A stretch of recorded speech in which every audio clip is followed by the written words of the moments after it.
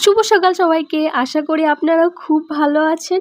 আজকের দিনটা আমি একটু অন্যরকমভাবে শুরু করছি। ঘরটাকে আরও সুন্দর ও পরিপাটি করে তোলার জন্য আজকে বেশ কিছু কাজ করার আছে। চলুন আজকের এই ছোট্ট রুটিনটা আপনাদের সঙ্গে শেয়ার করি।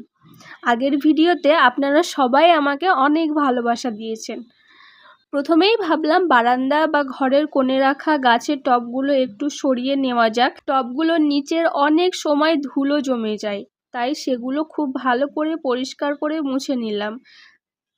গাছগুলোর জায়গা একদম পরিচ্ছন্ন করা খুব জরুরি। এরপর একে একে ঘরের বাকি অংশটুকু আর পুরো ঘরটা খুব ভালোভাবে মুছে একদম চকচকে করে নিলাম।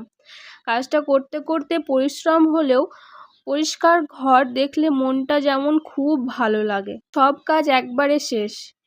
এখন চারপাশটা কত সুন্দর আর ফ্রেশ লাগছে। সারাদিন এই টুকিটাকি ঘরের কাজ নিয়ে আমার আজকের মিনি ব্লগটি আপনাদের কেমন লাগলো কমেন্ট করে কিন্তু অবশ্যই জানাবেন।